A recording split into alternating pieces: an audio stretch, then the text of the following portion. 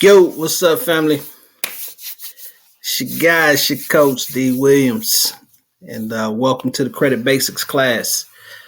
And that's what we're going to cover today. We're going to go over the credit basics. So if you've made it this far, you've already joined the Get To It Academy family. And right now, you're in the Get Your Credit Right section.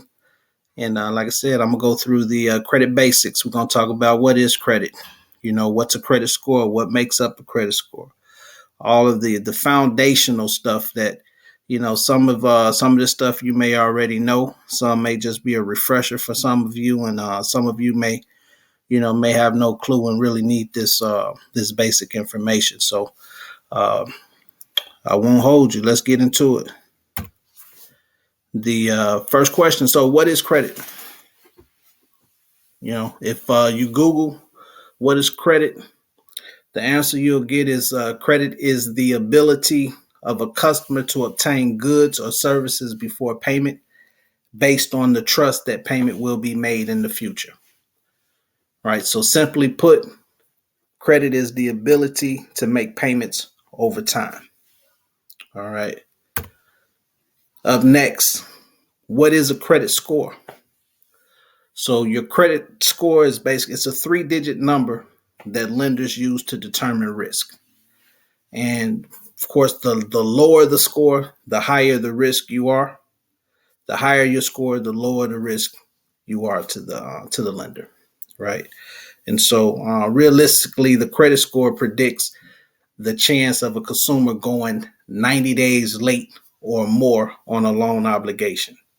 It also determines your interest rate, whether you're going to get a ridiculous high interest rate or maybe you get something low if your credit's pretty good. It also determines your down payments, if you need to put down a higher down payment or a lower down payment. In some situations, no down payment, just depending on how your credit is.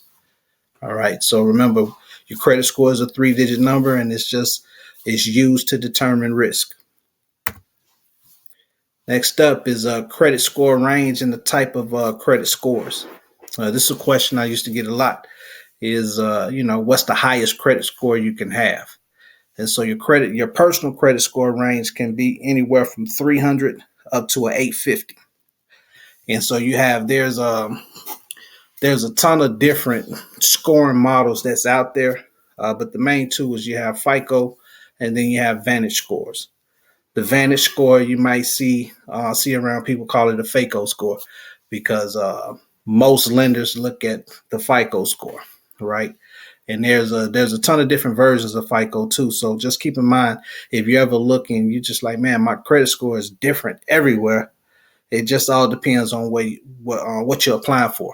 So like your mortgage auto FICO score is going to be different from your auto FICO score, your credit card FICO score, and so forth. All right. And I'll be able to show you where you can actually get all of those scores when that time comes. All right.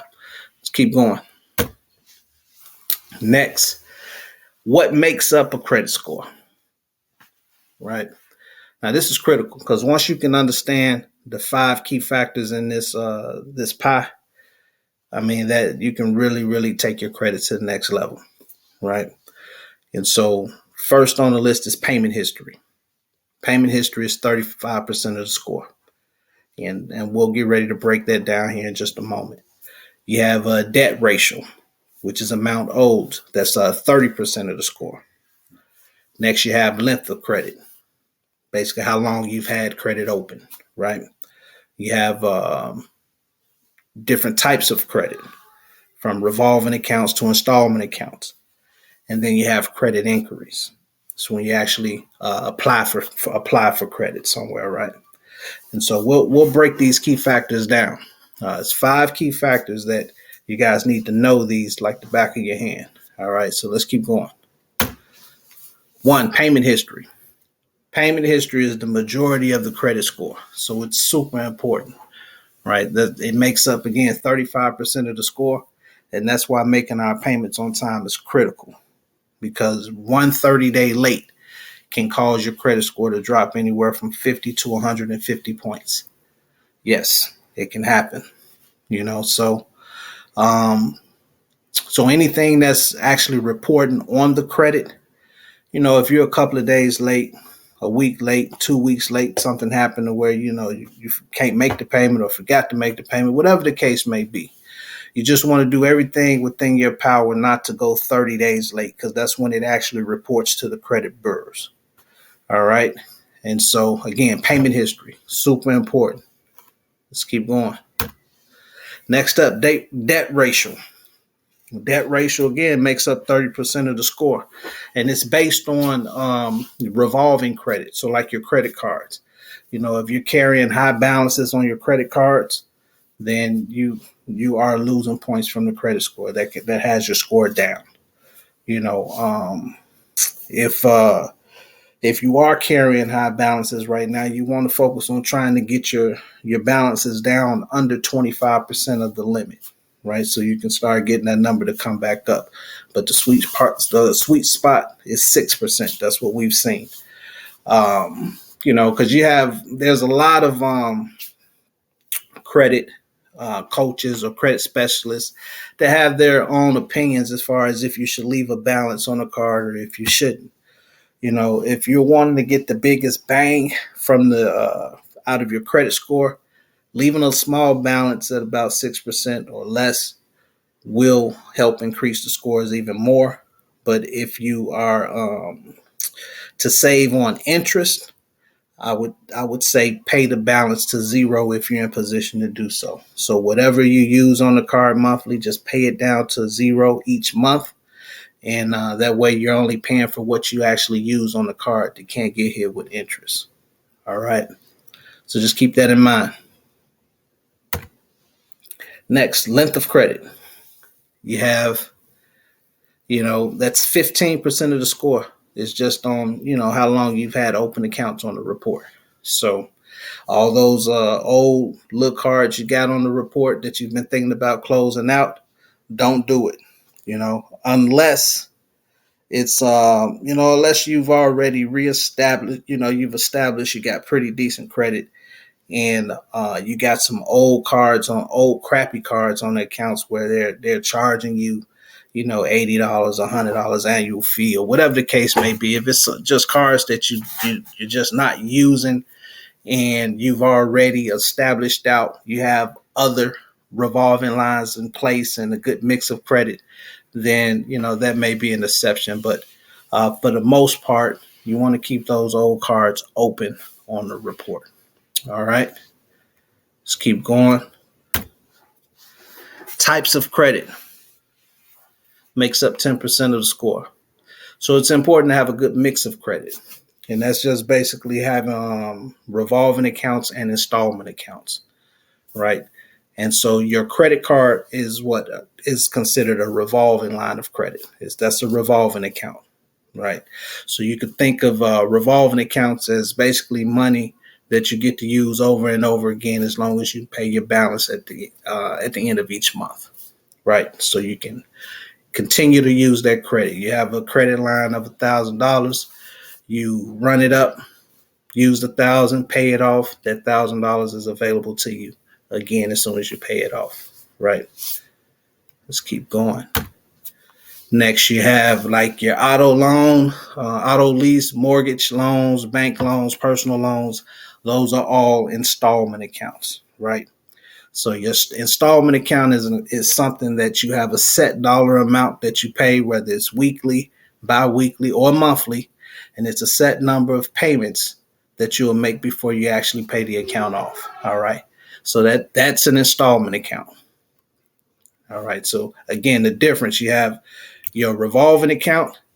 That's a credit that you get to use over and over again.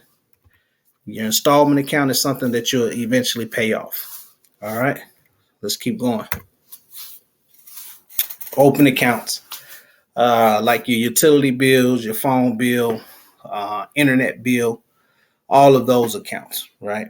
And so typically those accounts do not report to the credit bureaus, but they will, of course, if you default on them, they will report. But there are companies now that you can actually pay to have your utility bills to report. Like they have the boost. For one, I know that's popular through Experian, where they will actually you can sign up and they'll report your utility bills, your phone bills, but it has to be bills that you actually pay through your bank account, because that's what they're going to go through whenever you get ready to set that up. All right, so just keep that in mind. Typically, those accounts do not report unless you've enrolled in some type of program that you're paying to report those accounts for you. All right, let's keep going, family. Next, so here let's talk about what is the derogatory account, right? What is a derogatory account? Basically, it's a negative account that's reporting on the credit, right? You have paid collections, unpaid collections, charged off accounts, late payments, judgments, bankruptcies. All that stuff is considered a negative on the credit report. All right. And so how long can accounts stay on the credit? This is important to know as well. So you have paid as agreed accounts, which are basically these are not bad accounts. These accounts that you've paid on time, and they can stay that you've either paid on time and they've closed out, but they can stay on the credit up to 10 years from the date of last activity, right? Those are positive accounts. So sometimes now that we're talking about it, you have some situations where you can do everything right on the credit, right? You're making your payments on time. You have no late payments. Your credit card balance is intact and everything is good. And then all of a sudden you'll notice that your scores kind of drop. And it could be because if you have no new negatives hit, everything else is in place, more than likely it's going to be because a positive account aged off of the report. So that's just wanted to throw that in there since we were talking about paid as agreed accounts and how long they could stay on. All right. So next up, you have accounts that's not paid as agreed. Negative accounts basically that you went bad on, and those can stay on the report up to 7 years from the date of last activity, meaning the last time you've actually made a payment on the account. And that goes for paid or unpaid collections as well. All right. Next, you have discharge Chapter 7 or 11 bankruptcies. Those can stay on the report 10 years from the date that it was filed. Excuse me. You have non-discharge Chapter 7 or 11 bankruptcies. They can stay on the report 10 years from the date that it was filed. Discharge Chapter 13 bankruptcies can stay on the report 7 years from the date filed. And you have non-discharge Chapter 13 bankruptcies can stay on the report 10 years from the date that it was actually filed. All right. Paid or unpaid judgments can stay on the report 7 years from the date filed. Paid tax liens or unpaid tax liens, those can stay on the report 7 years from the date filed. Unpaid tax liens used to stay on the report basically indefinitely. They would never take them off. But as you can see, as of April of 2018, the three credit bureaus, TransUnion, Experian, and Equifax, no longer report tax liens. So it's very unlikely that you will see a tax lien on one of those three bureaus. Now, there is a company, it's called Nexus Lexis. That's the company that actually reports public records now. So, like, you won't see it on the front end. Like, for example, and it all depends on what you're applying for, too, right? So, if you apply for a mortgage, of course, they pull up the TransUnion, Experian, and Equifax. They look at all three, and then they go off the mid-score. They won't see any tax lien information there, right? But they do pull Nexus Lexis. And if you do have any tax obligations or things like that, that's where they'll find it at. And you'll need to, take care of that before you can. All right, family, hop back in. So, like I was saying, if you apply for a mortgage and On the front end, as far as on TransUnion, Experian, and Equifax, no tax liens will show up there. If you have anything going on with your taxes or what have you, they would find it through a company called Nexus Lexis. All right, let's keep going. So next up, we have how to do a pay for delete, right? And so this is something that a lot of times we go back and forth on, because you have a lot of there's a lot of information out there, and a lot of people tell you don't pay collection, right? But on the just being completely transparent with you guys, sometimes it's necessary to take care of, to go ahead and just do a pay for delete. Depending on what it is that you're trying to get done. You have some cases where you can continue to fight it if you're going back and forth through the dispute process. And if it's truly something that shouldn't be on your report and they're not taking care of it, then you may have to take it to another level and do some maybe even sue the credit bureaus or what have you. But for the most part, what we look at doing is, and we'll go through the process that we take, but I say all of that to say that sometimes it's very necessary to do a pay for delete, and it can be very effective. One of the most effective ways is to actually pay the original creditor. Because basically, if you can get the original creditor to take the funds, then the collection agency has to pull back the collection, because you don't owe them money. At that point, they have to remove it.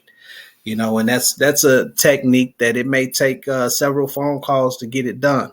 But one of the benefits of being part of the Get To It Academy is that we do have a list of companies that will play ball. We know the companies that will do a pay for delete. We know the ones that they just don't do it. So when you get to this point in your journey, we can definitely help you through that process. All right. So let's keep going. Now, so talk about inquiries, the difference between a hard and a soft inquiry. Hard inquiries, they hurt the credit for 1 year and they fall off after 2 years. So again, whenever you apply to receive money on credit, it's considered a hard inquiry. So if you're applying for credit cards, auto loans, mortgage loans, personal loans, etc., those will be considered a hard pull. Now, soft pulls, they don't hurt the credit. Normally, a soft pull is done when you pull your credit yourself, like when you set up your account through MyScore IQ to get access to all 3 of your reports and scores. That's a soft pull. When you go to annualcreditreport.com to get access to all 3 of your annual reports, that's a soft pull, right? You have some companies that you may already be doing business with. They do what's called promotional pulls, so they'll take a look at the report to see if they want to offer you more stuff, or they might even look at the report, and if you got some craziness going on, they might even cut your lines, so same thing, job related. 9 days when you're trying to certain jobs you apply for, they look at the credit. So credit is definitely a major part of our lives these days, right? It's important, and so, but you're in the right place to get the knowledge on what you need to do to make sure your credit is right, so you can get yourself in position to make the moves that you want to make. All right, so let's keep going, family. All right here, these are the 3 major credit bureaus, right? So you guys go ahead and write those addresses down, do a screenshot, or really you don't have to, because when you go through the 7 steps to a 700 credit score, that when you go through that with Coach Robbie, he provides those addresses to you once again as you go through that dispute process. So, but here they go here, so you can get familiar with them, right? You got TransUnion, Experian, and Equifax. I'll leave that there for just a moment.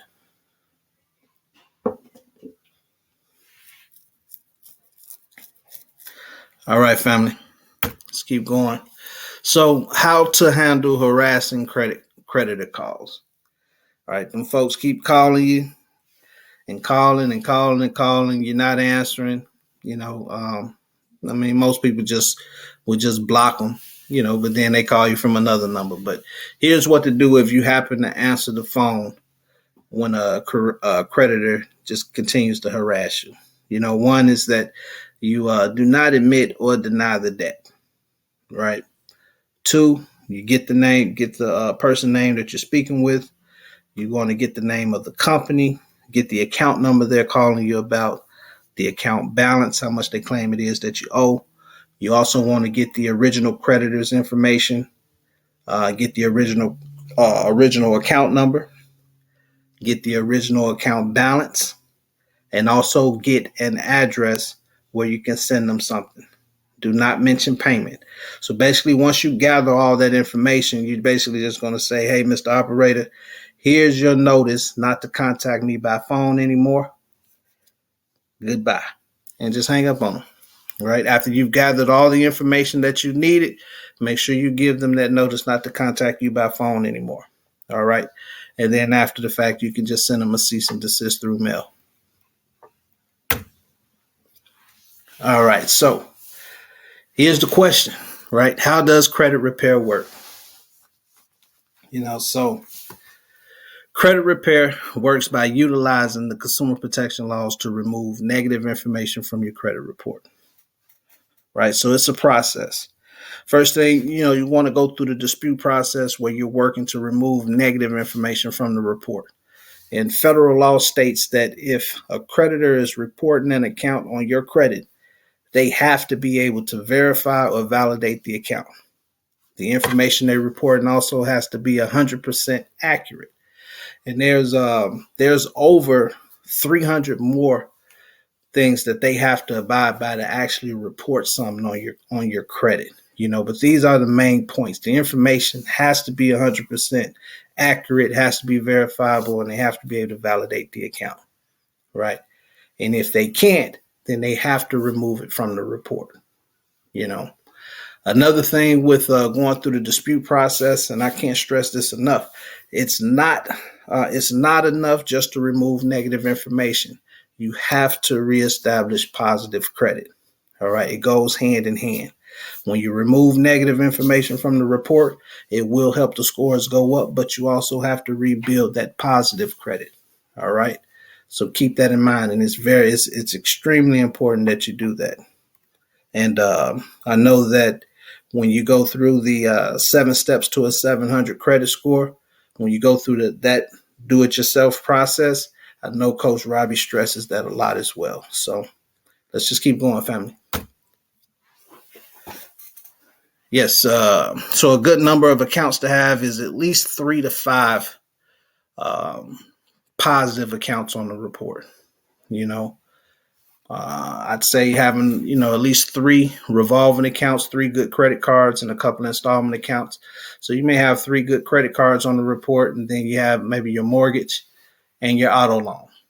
Of course, some of us have more extensive credit, but a good solid number, 3 to 5 accounts, because that's what the lenders, because most of you guys going through here are either looking to try to get a mortgage, or maybe you're looking to get your credit in a position to where you can start getting business lines of credit. Then, that's a whole nother module, which we do go into. But for the most part, if you're looking to get your credit in a good position, you want to remove the negative information, establish at least 3 to 5 good accounts, and go from there, right? And so I know we covered quite a bit in this credit basics, but the main points when it comes to restoring the credit again is to remove negative information, work in the consumer protection laws. You want to establish at least 3 to 5 positive lines of credit. Make sure it's a good mix of credit. And then once you've gone through the dispute process several times to wipe out what you can, then you want to come back and look at which accounts are necessary for you to settle.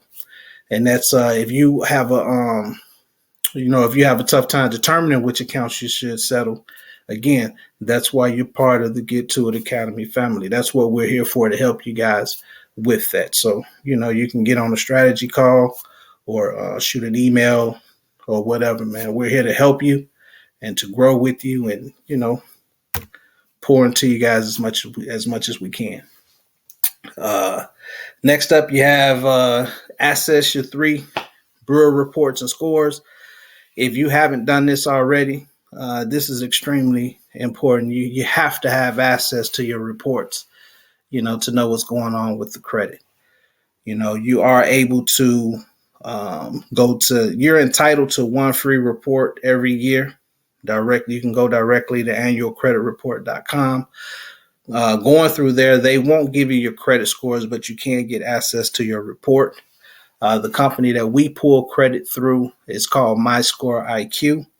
There's a link right there for you guys to, you can get access to your report for $1. It's a 7-day trial. After the 7 days, they do charge the $32 for you guys to keep it open. And it's important to have credit monitoring in place when you're on this journey. All right. So I'll leave that there for you. Again, guys, it's been great. Credit basics. We just went through it. You guys go through this information, learn it, apply it, and get in position to do whatever it is that you want to do. All right. Much love, family. It's your guy, Coach D. Williams. I'm out.